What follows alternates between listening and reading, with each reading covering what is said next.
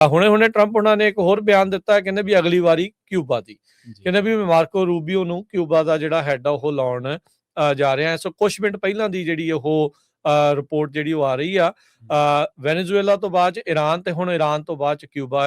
ਅਜੇ Iran ਦਾ ਜਿਹੜਾ ਖਿਲਾਰਾ ਹੈ ਉਹ ਸਾਂਭ ਨਹੀਂ ਹੋਇਆ ਤੇ ਹੁਣ ਕਿਊਬਾ ਦੇ ਵੱਲ ਨੂੰ ਜਿਹੜਾ ਆ ਉਹ ਕਹਿੰਦੇ ਵੀ is going to fall. CNN ਦੇ ਨਾਲ ਗੱਲ ਕਰਦੇ ਟਰੰਪ ਹੁਣਾਂ ਨੇ ਇਹ ਜਿਹੜਾ ਕਿਹਾ ਹੈ, ਕਹਿੰਦੇ we are really focused on this one right now। So ਇਹ ਹੁਣ ਸਮਝ ਨਹੀਂ ਆ ਰਹੀ ਵੀ ਚੱਕਰ ਕੀ ਆ। ਹਜ਼ਾਰਾਂ ਹੀ ਜਿਹੜੇ ਅਮਰੀਕੀ ਆ ਉਹ ਉੱਥੇ ਗਲਫ ਦੇ ਮੁਲਕਾਂ 'ਚ ਫਸੇ ਪਏ ਆ। ਜੇ ਤੁਹਾਡੀ ਪਹਿਲਾਂ ਹੀ ਤਿਆਰੀ ਸੀਗੀ ਵੀ ਤੁਸੀਂ ਉੱਤੇ ਹਮਲਾ ਕਰਨਾ ਤੇ ਉਹਨਾਂ ਨੂੰ ਪਹਿਲਾਂ ਬਾਹਰ ਕਿਉਂ ਨਾ ਕੱਢਿਆ ਗਿਆ? ਉਹ ਵਿਚਾਰੇ ਉੱਥੇ ਫਸੇ ਪਏ ਆ। ਉਹ ਓਦਾਂ ਵਿੱਚ ਬਿਆਨ ਆ ਜਾਂਦੇ, ਕਹਿੰਦੇ ਵੀ ਅਚਨਚੇਤੇ ਹੋ ਗਿਆ, ਸਾਨੂੰ ਏਦਾਂ ਸੀਗਾ ਵੀ ਉਹਨਾਂ ਨੇ ਹਮਲਾ ਕਰ ਦੇਣਾ, ਵਿੱਚ ਹੀ ਕਹਿ ਦਿੰਦੇ ਵੀ ਨਹੀਂ ਸਾਡੀ ਤਿਆਰੀ ਜਿਹੜੀ ਉਹ ਪੂਰੀ ਆ। ਸੋ ਅੱਜ ਜਿਹੜੀ ਆ ਕਿਊਬਾ ਦੇ ਬਾਰੇ ਟਰੰਪ ਹੋਣਾ ਨੇ ਬਿਆਨ ਦਿੱਤਾ, Cuba is going to fall pretty soon. By the way unrelated but Cuba is going gonna fall too। they want to make a deal so badly। ਉਹਨਾਂ ਨੇ ਡੈਨਾ ਬੁਸ਼ ਜਿਹੜੇ CNN ਦੇ ਆ ਫੋਨ ਇੰਟਰਵਿਊ ਦੇ ਦੌਰਾਨ ਇਹ ਜਿਹੜਾ ਕਿਹਾ, ਕਹਿੰਦੇ ਵੀ US ਦੀ ਜਿਹੜੀ ਮਿਲਟਰੀ ਸਕਸੈਸ ਆ ਉਹ ਇਸ ਟਾਈਮ ਪੂਰੀ ਹੋਈ ਆ। they want to make a deal, so I am going to put Marco Rubio over there। we will see how that works out। we are really focused on this one right now। we got plenty of time, but Cuba's ready after 50 years।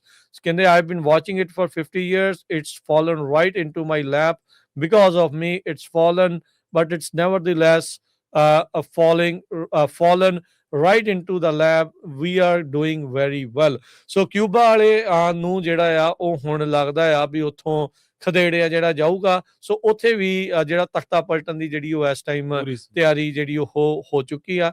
Trump ਹੁਣਾਂ ਦੇ ਅੱਜ ਇਸ ਬਿਆਨ ਤੋਂ ਇਹ confirm ਇੱਕ ਹਿਸਾਬ ਦੇ ਨਾਲ ਹੋ ਗਿਆ ਆ। ਇੱਕ ਦਿਨ ਪਹਿਲਾਂ ਹੀ ਟਰੰਪ ਹੁਣਾਂ ਨੇ ਵਾਈਟ ਹਾਊਸ ਦੇ ਵਿੱਚ ਕਿਹਾ ਸੀਗਾ ਵੀ ਇਹ ਕੁਐਸਚਨ ਆਫ ਟਾਈਮ ਆ ਵੀ ਕਦੋਂ ਜਿਹੜੇ ਅਮਰੀਕਨ ਕਿਊਬਨਸ ਆ ਉਹ ਰਿਟਰਨ ਕਰ ਸਕਦੇ ਆ ਆਪਣੇ ਮੁਲਕ ਦੇ ਵਿੱਚ। ਸੋ ਮਾਰਕੋ ਰੂਬੀਓ ਨੂੰ ਉੱਥੇ ਘੱਲਣ ਦਾ ਮਤਲਬ ਇਹ ਤਾਂ ਨਹੀਂ ਵੀ ਕਿ ਉਹਨਾਂ ਨੂੰ ਡਿਪੋਰਟ ਕਰਕੇ ਉੱਥੇ ਰੱਖ ਦੇਣਾ ਵੀ ਹੁਣ ਤੁਸੀਂ ਜਾਓ ਤੇ ਹੁਣ ਉੱਥੋਂ ਦੇ ਪ੍ਰਾਈਮ ਮਿਨਿਸਟਰ ਜਾਂ ਪ੍ਰੈਜ਼ੀਡੈਂਟ ਜਿਹੜੇ ਉਹ ਬਣੋ। ਸੋ ਅਮਰੀਕਨ ਕਿਊਬਨਸ ਨੂੰ ਵਾਪਸ ਆਪਣੇ ਮੁਲਕ ਜਾਣ ਨੂੰ ਇੱਕ ਹਿਸਾਬ ਦੇ ਨਾਲ ਤਿਆਰੀ ਜਿਹੜੀ ਉਹ ਐਡਮਿਨਿਸਟ੍ਰੇਸ਼ਨ ਜਿਹੜੀ ਆ ਉਹ ਖਿੱਚ ਰਹੀ ਆ। ਸੋ ਕਹਿੰਦੇ ਵੀ ਈਰਾਨ ਦੀ ਵਾਰ ਦੇ ਵਿੱਚ ਅਗਲਾ ਜਿਹੜਾ ਉਹਨਾਂ ਦੇ ਏਜੰਡੇ ਦੇ ਉੱਤੇ ਇਹੀ ਆ, ਕਿਊਬਾ ਦੀ ਜਿਹੜੀ ਉਹ ਵਾਰੀ ਆਉਣ ਜਾ ਰਹੀ ਆ। ਸੋ ਅੱਜ ਟਰੰਪ ਹੁਣਾਂ ਨੇ ਕਨਫਰਮ ਕਰ ਦਿੱਤਾ Cuba is going to fall pretty soon। they want to make a deal so badly। ਸੋ ਹੁਣ ਦੇਖੋ ਅੱਗੇ ਕੀ ਹੁੰਦਾ ਆ, ਪਰ ਕਿਊਬਾ ਦੇ ਲਈ ਅਮਰੀਕੀ ਜਿਹੜੇ ਆ ਉਹ ਤਿਆਰ ਹੋ ਜਾਣ। ਸੋ ਉੱਥੇ ਵੀ ਲੜਾਈ ਜਾਂ ਤਖਤਾ ਪਲਟਣ ਦੀ ਜਿਹੜੀ ਉਹ ਤਿਆਰੀ ਆ ਉਹ ਕਰ ਲਈ ਗਈ ਹੈਗੀ ਆ। ਜੀ ਬਿਲਕੁਲ ਜੀ, ਜਦੋਂ ਤੋਂ ਟਰੰਪ ਆਏ ਨੇ ਉਹ ਕਦੇ ਕੈਨੇਡਾ ਨੂੰ 51ਵੀਂ ਸਟੇਟ ਕਹਿੰਦੇ ਨੇ, ਕਦੇ ਗ੍ਰੀਨਲੈਂਡ ਦੇ ਮੁੱਦੇ ਤੇ ਉਹਨਾਂ ਨੂੰ